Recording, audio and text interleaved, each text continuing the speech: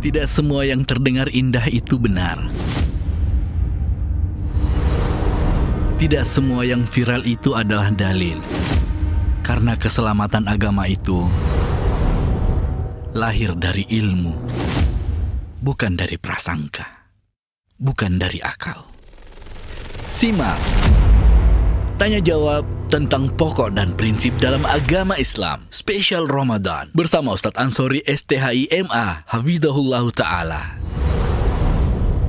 Saat muncul pertanyaan, kebenaran harus dikembalikan pada Al-Quran dan Sunnah. Spirit, arah kehidupan.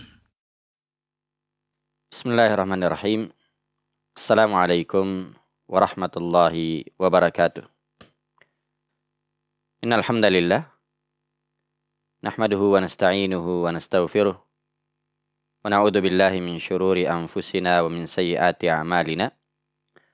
May yahdihillahu fala mudhillalah wa may yudlil fala hadiyalah. Wa asyhadu an la ilaha illallah wahdahu la syarikalah iqraran bihi wa tauhida. Wa asyhadu anna Muhammadan abduhu wa rasuluh sallallahu alaihi wa ala alihi wa sallama tasliman katsira. Amma ba'd. Kaum muslimin dan muslimat, para pemirsa TV An-Nasihah dan pendengar Radio An-Nasihah 88,2 FM Sakinah dengan Sunnah. Alhamdulillah, kita senantiasa bersyukur dan memuji Allah Subhanahu wa Ta'ala. Di kesempatan ini kembali kita melanjutkan kajian kita dengan membahas kitab Mukhtasar Irsyadul Anam ila Usuli wa Muhimmati Dinil Islam karya Syekh Dr. Umar bin Abdurrahman bin Muhammad Al-Umar Hafizahullahu Ta'ala. Yang mana kitab ini membahas tentang petunjuk atau bimbingan kepada umat agar bisa sampai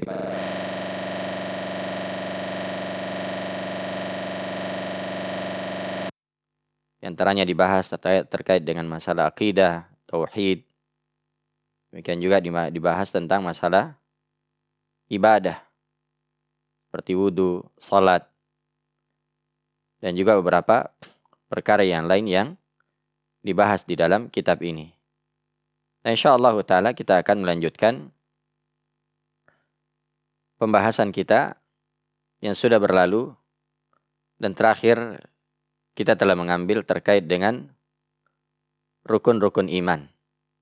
Terkait dengan rukun-rukun iman. Yaitu pertanyaan yang ke-13. Ma arkanul iman. Apa saja dari rukun-rukun iman? Jawabannya bahwasanya arkanul imani sittatun. Wahia al-imanu billahi wa malaikatihi wa kutubihi wa rusulih wal yawmil akhir wa bil qadari khairihi wa syarrih. Bahwasanya rukun iman itu ada 6. Pertama adalah keimanan kepada Allah. Ini alhamdulillah kita sudah jelaskan tentang maknanya, kandungannya. Demikian juga buah dari keimanan kepada Allah Subhanahu wa Ta'ala. Yang kedua adalah keimanan kepada malaikat. Dan ini juga sudah dijelaskan, keimanan kepada kitab-kitab, keimanan kepada rasul-rasul Allah Subhanahu wa Ta'ala, serta keimanan kepada hari akhir, dan yang terakhir adalah keimanan terhadap takdir yang baik maupun yang buruk. Dan semua ini alhamdulillah telah kita jelaskan pada pertemuan sebelumnya. Karena itu insyaallah ta'ala di pertemuan ini kita akan melanjutkan membahas pertanyaan yang ke-14. Kata beliau, ma makna al-ihsan? Ma makna al-ihsan? Apa makna ihsan? Ya, dan ini merupakan tingkatan agama yang ketiga. Tingkatan agama yang ketiga. Sebab tingkatan agama itu ada 3. Yang pertama adalah Islam, yang kedua adalah iman, dan yang ketiga adalah ihsan. Orang yang beriman atau orang yang mencapai derajat ihsan, pasti dia beriman dan berislam. Dan tidak sebaliknya. Orang yang berislam belum tentu dia beriman. Sebagaimana orang yang beriman belum tentu dia mencapai derajat ihsan. Belum tentu mencapai derajat ihsan. Tapi orang yang beriman pasti dia berislam. Dan orang yang mencapai derajat ihsan pasti dia seorang muslim dan dia seorang mukmin. Ya, beriman kepada Allah Subhanahu wa taala. Ma makna ihsan? Apa makna ihsan? Jawabannya kata beliau, al-ihsanu an ta'budallah ka'annaka tarah. Fa in lam takun tarah fa innahu yarak. Ihsan itu artinya engkau beribadah kepada Allah seolah-olah engkau melihatnya. Dan apabila engkau tidak melihatnya, fa innahu yarak. Maka sungguhnya Allah pasti melihat engkau. Inilah makna ihsan, ya, kepada Allah Subhanahu wa taala. Beribadah kepada Allah seolah-olah melihat Allah Subhanahu wa taala. Dan di sini katakan seolah-olah karena di dunia ini kita tidak bisa melihat Allah Subhanahu wa taala. Dan itu disepakati oleh para ulama. Bahwasanya kita tidak bisa melihat Allah Subhanahu wa taala di dunia.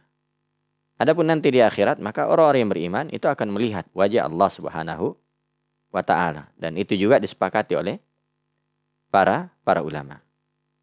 Nah, karena engkau tidak bisa melihat Allah Subhanahu wa taala, maka hadirkan di dalam ibadah itu bahwasanya engkau dilihat oleh Allah Subhanahu wa taala. Senantiasa diawasi oleh Allah Subhanahu wa taala.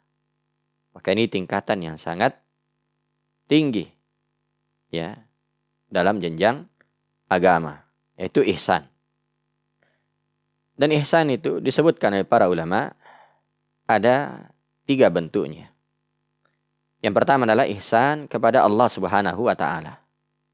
Ihsan kepada Allah Subhanahu wa taala dan inilah yang disebutkan di dalam definisi. Kau beribadah kepada Allah Subhanahu wa taala seolah-olah engkau melihatnya. Dan apabila engkau tidak melihatnya, pasti Allah melihat engkau. Maka ihsan kepada Allah Subhanahu wa taala itu terdapat 2 hal. Pertama, ikhlas di dalam beribadah dan mencocoki ibadah kita dengan petunjuk Nabi sallallahu alaihi wasallam.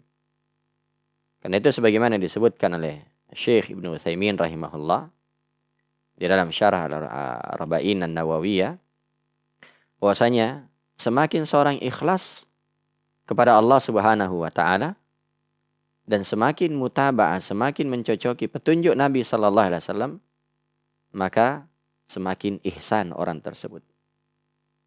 Ya, semakin ihsan ya orang tersebut. Nah, dan sebelumnya tentang makna Islam, apa makna ihsan itu adalah badlul khair. Ya, mencurahkan kebaikan. Mencurahkan kebaikan. Dan ihsan kepada Allah Subhanahu wa taala itu memiliki 2 tingkatan. Yang pertama adalah martabatut talab. Tingkatan mengharap, mengharap kepada Allah Subhanahu wa taala. Dan yang kedua, martabatul harb. Itu tingkatan rasa takut kepada Allah Subhanahu wa taala. Karena itu Allah Subhanahu wa taala berfirman, "Wa yuhadzirukumullahu nafsah." Nah, Allah Subhanahu wa taala mengingatkan ya kepada kalian akan dirinya agar kalian merasa takut kepada Allah Subhanahu wa taala. Dan itulah ya rukun ibadah. Seorang senantiasa merasa takut kepada Allah Subhanahu wa taala tapi disertai juga dengan harapan kepada Allah Subhanahu wa taala. Nah, dan ini adalah perkara yang sangat agung ketika seorang memiliki hal tersebut. Dia beribadah dengan penuh harapan, demikian juga dengan penuh rasa takut kepada Allah Subhanahu wa taala. Nah, ini makna ihsan kepada Allah Subhanahu wa taala. Jadi semakin seorang ikhlas kepada Allah, semakin mencocoki ibadahnya dengan petunjuk Nabi sallallahu alaihi wasallam, maka dia semakin ya ihsan di dalam ibadah tersebut. Nah, kemudian jenis yang kedua dari ihsan itu adalah ihsan kepada makhluk Allah Subhanahu wa taala, kepada manusia. Ya. Dan yang dimaksud dengan ihsan kepada sesama manusia adalah bazlul khairi lahum min malin aw jahin aw ghairi dzalik. Mencurahkan kebaikan kepada mereka. Baik itu dengan harta, ya, demikian juga dengan kedudukan atau selainnya.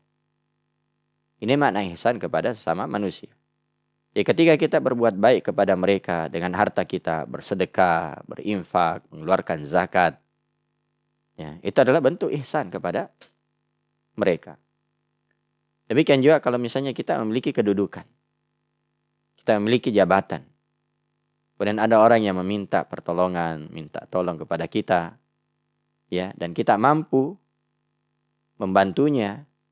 Ada orang minta syafaat kepada kita dan kita mampu memberikan syafaat kepadanya, ya, dengan jabatan kita, dengan kedudukan kita, maka tak kala itu kita lakukan, itu artinya kita berbuat ihsan kepada orang tersebut. Demikian juga bentuk ihsan yang lain, seperti berbuat ihsan dengan ilmu. Kita mengajari manusia ilmu yang bermanfaat. Kita membantu mereka, ya, dengan tenaga kita, maka ini semua adalah bentuk ihsan.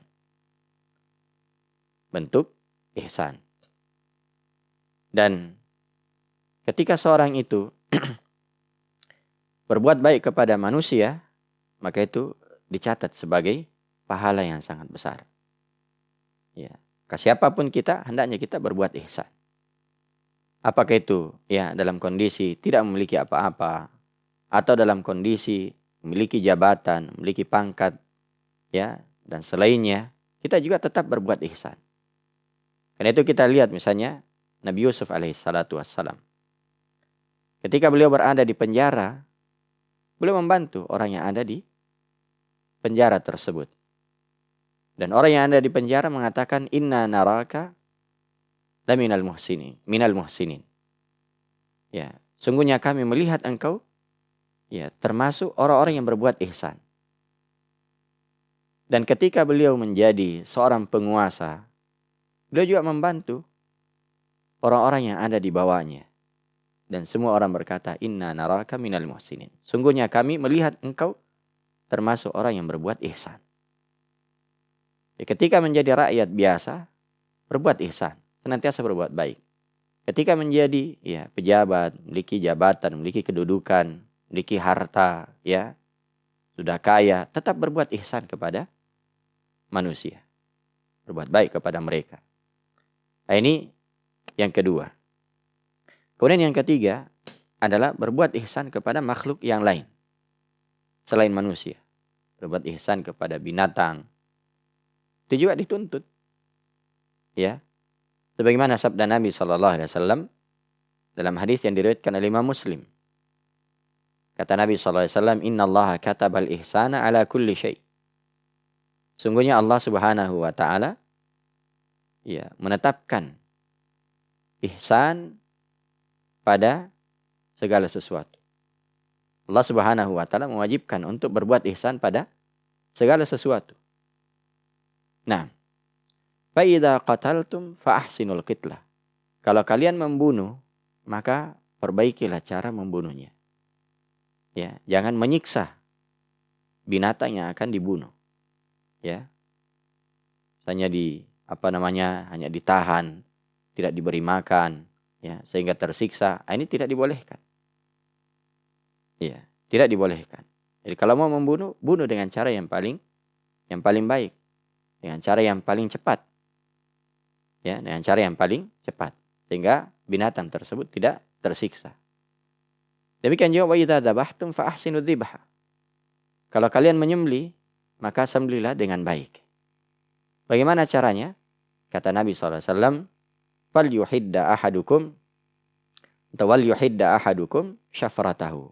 Hendaknya salah seorang di antara kalian itu menajamkan pisaunya. Ya, menajamkan pisaunya. Sehingga ketika dia menyembelih, itu binatang yang dia sembelih cepat matinya. Ya, cepat matinya. Nah, ini berbuat ihsan kepada makhluk Allah Subhanahu wa ta'ala selain dari manusia. Dan ketika kita berbuat ihsan kepada makhluk yang lain, ya, maka itu juga akan mendapatkan pahala di sisi Allah Subhanahu wa taala. Sebagaimana yang dimaklumi bagaimana seorang berbuat ihsan kepada seekor anjing. Ya, dia beri makan dia beri minum kepada anjing tersebut. Perbuatannya ini disyukuri oleh Allah Subhanahu wa taala dan dia dimasukkan ke dalam surga Allah Subhanahu wa taala. Sebaliknya, ada seorang yang menahan seekor kucing. Tidak diberi makan, tidak diberi minum. Dia siksa kucing tersebut. Dengan sebab tersebut, dia dimasukkan ke dalam neraka wal iyadu billah. Karena itu, ya, hendaknya kita senantiasa memiliki sifat ini, yaitu senantiasa berbuat baik. Ya, ihsan kepada Allah Subhanahu wa taala, yaitu beribadah kepada Allah Subhanahu wa taala seolah-olah kita melihat Allah Subhanahu wa taala. Dan apabila kita tidak melihat Allah, dan itu memang tidak mungkin kita melihat Allah di dunia ini, maka yakinlah bahwasanya Allah Subhanahu wa taala melihat kita. Allah Subhanahu wa taala melihat kita. Nah, kemudian yang kedua, ihsan kepada sesama manusia. Berbuat baik kepada mereka dengan harta kita, dengan pangkat kita, dengan jabatan kita, dengan ilmu kita, dengan tenaga kita. Ya. Maka ini adalah amalan yang sangat baik di sisi Allah Subhanahu wa taala. Dan yang ketiga adalah berbuat ihsan atau berbuat baik kepada makhluk Allah selain manusia. Pada binatang ternak atau binatang-binatang yang lain. Ketika kita berbuat ihsan kepada mereka, maka itu juga akan diberi pahala oleh Allah Subhanahu wa taala. Sebaliknya kalau kita menyiksa mereka, maka ini bisa menjadi sebab sehingga seorang itu ya disiksa oleh Allah Subhanahu wa taala. Maka ini terkait dengan pertanyaan yang ke-14. Ma makna ihsan? Apa makna ihsan? Ya. Semoga Allah Subhanahu wa taala menjadikan kita sebagai golongan dari orang-orang yang berbuat ihsan. Kemudian selanjutnya, pertanyaan yang ke-15. Kata beliau hafizahullah ta'ala, ma ma'na tauhid? Wa ma aqsamuhu? Apa makna tauhid? Dan apa saja jenis-jenisnya? Apa saja jenis-jenisnya? Nah, jawabannya kata beliau hafizahullah, at-tauhidu huwa ifradullah ta'ala bima yakhtassu bih. Ya. Tauhid itu adalah menunggalkan Allah Subhanahu wa taala pada perkara-perkara yang merupakan kekhususannya. Ya. Sebelumnya bahwasanya tauhid secara bahasa itu adalah ja'ala syai'u wahida. Menjadikan sesuatu itu menjadi satu. Ini makna tauhid secara bahasa. Menjadikan sesuatu menjadi satu. Dan ini tidak akan terwujud kecuali dua hal. Ya, yang pertama adalah an-nafyu, penafian. Ya. Dan yang kedua adalah al-isbat, penetapan. Jadi kalau misalnya sebuah tempat, apakah itu masjid atau yang lainnya, di situ banyak orang. Kalau kita mau tauhidkan, ya, kalau kita mau tauhidkan, maka kita tetapkan satu orang, ya, tinggal di dalam, kemudian yang lainnya kita minta keluar. Nah, secara bahasa itu sudah bermakna tauhid. Ya. Atau misalnya ya sapu, ya beberapa lidi kemudian kita satukan. Nah, ini bermakna tauhid. Dan itu sekali lagi tidak akan terwujud kecuali dengan penetapan dan penafian. Ya. Adapun secara istilah inilah yang disebutkan oleh penulis hafizahullah ta'ala. Bahwasanya tauhid itu adalah ifradullah ta'ala bima yakhtassu bih. Menunggalkan Allah Subhanahu wa ta'ala pada perkara-perkara yang merupakan kekhususan Allah Subhanahu wa ta'ala. Ya. Yang merupakan kekhususan Allah itu seperti mencipta, menghidupkan, mematikan, memberi rezeki, menurunkan hujan, menahan hujan. Dan selainnya itu merupakan kekhususan Allah. Ya, termasuk juga dalam masalah ibadah. Ibadah itu adalah kekhususan Allah. Tidak boleh kita memalingkan ibadah kepada selain Allah Subhanahu wa taala. Misalnya mencipta. Ya, mencipta. Tidak ada yang bisa mencipta selain Allah Subhanahu wa taala. Maka kapan seorang itu meyakini ada pencipta selain Allah, berarti dia tidak mentauhidkan Allah. Termasuk juga misalnya dalam masalah ya menurunkan dan menahan hujan. Ya, menurunkan dan menahan hujan itu adalah kekhususan Allah Subhanahu wa taala. Tidak ada yang bisa menurunkan, tidak ada yang bisa menahan hujan selain Allah Subhanahu wa taala. Dan itu kalau misalnya ada orang yang mengatakan bahwasanya ya saya bisa menahan hujan. Ya, ini adalah perkara yang batil. Perkara yang batil. Ya. Apa yang disebut dengan istilah pawang hujan. Ya, itu adalah perkara yang tidak boleh dipercaya. Ya. Tidak boleh dipercaya. Kenapa? Karena yang menahan hujan itu hanya Allah Subhanahu wa taala. Ya, itu adalah Allah Subhanahu wa taala. Nah, ini makna tauhid. Kemudian kata beliau, wa aqsamuhu salasatun. Macam-macamnya itu ada 3. Jadi tauhid itu terbagi 3. Ya, tauhid terbagi 3. Iya. Dan ini berdasarkan dalil dari Al-Quran dan sunnah Nabi Sallallahu Alaihi Wasallam. Ya, berdasarkan ayat-ayat Al-Quran dan hadis-hadis Nabi Sallallahu Alaihi Wasallam. Apa 3 jenis tauhid itu? Kata beliau, tauhidur rububiyah, wa tauhidul uluhiyah, wa tauhidul asma'i was sifat. Pertama adalah tauhid rububiyah. Yang kedua adalah tauhid uluhiyah. Dan yang ketiga adalah tauhid asma wa sifat. Ini ya 3 jenis tauhid. Ini 3 jenis tauhid. Tauhid rububiyah, tauhid uluhiyah, dan tauhid asma wa sifat. Nah, dan ini berdasarkan Al-Quran.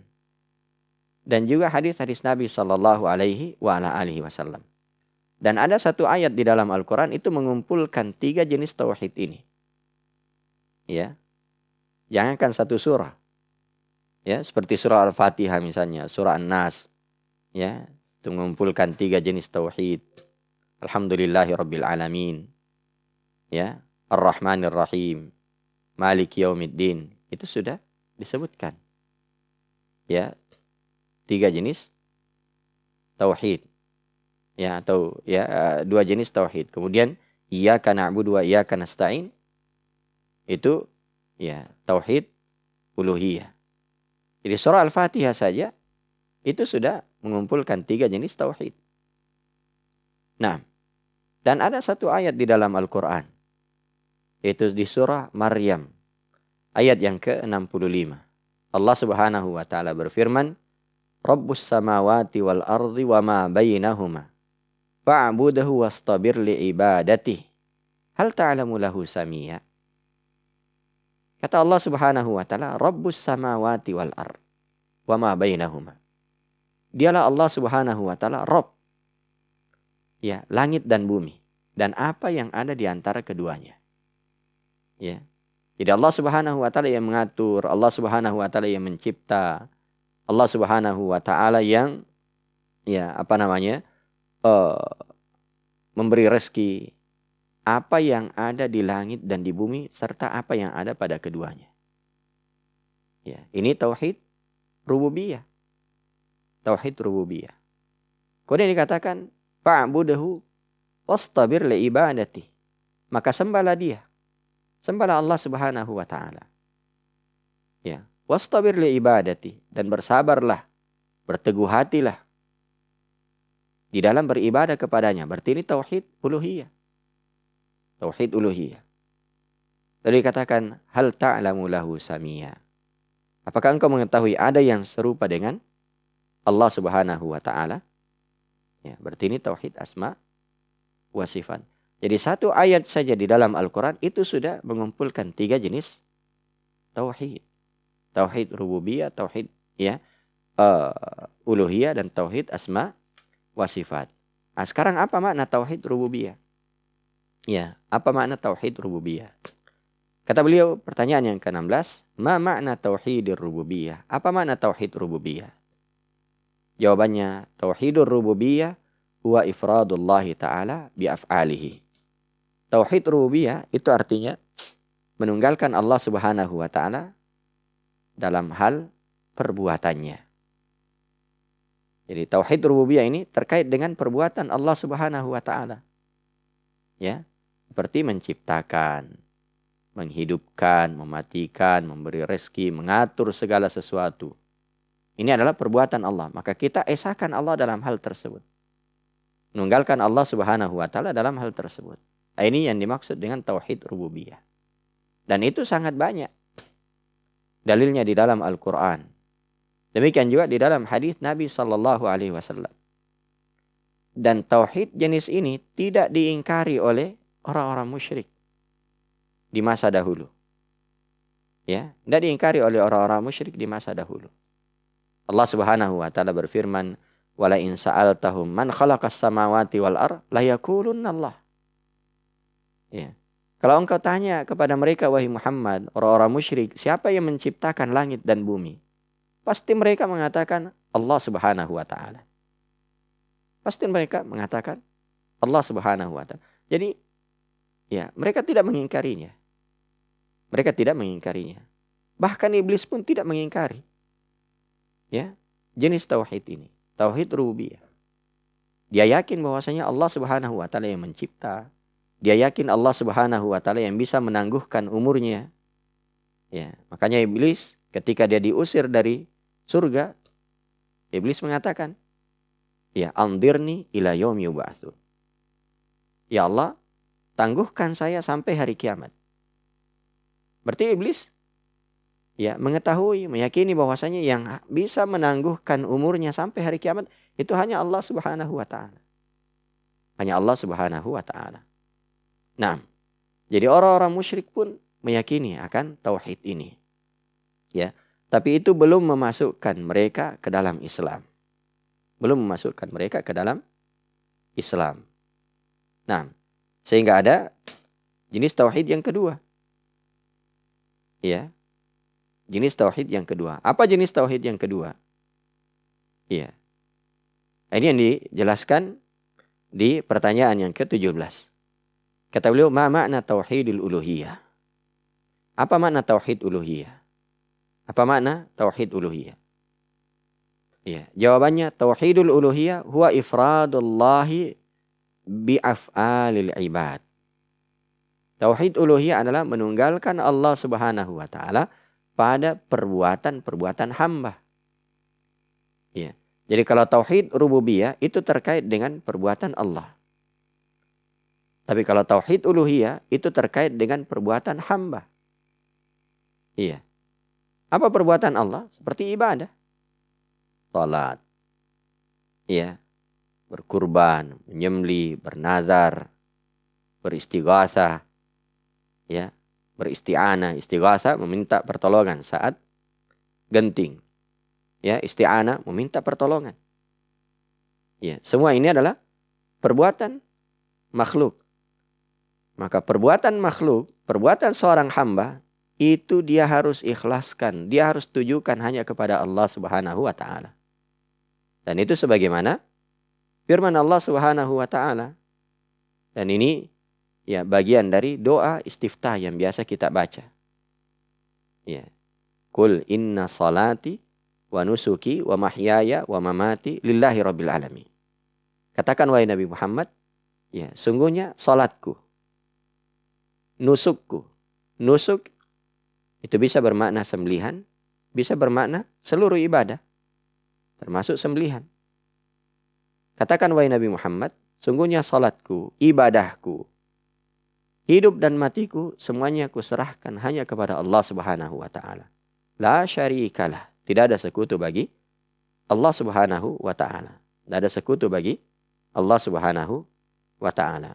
Maka tauhid uluhiyah itu terkait dengan perbuatan hamba, ya, terkait dengan perbuatan hamba kepada Allah Subhanahu wa taala.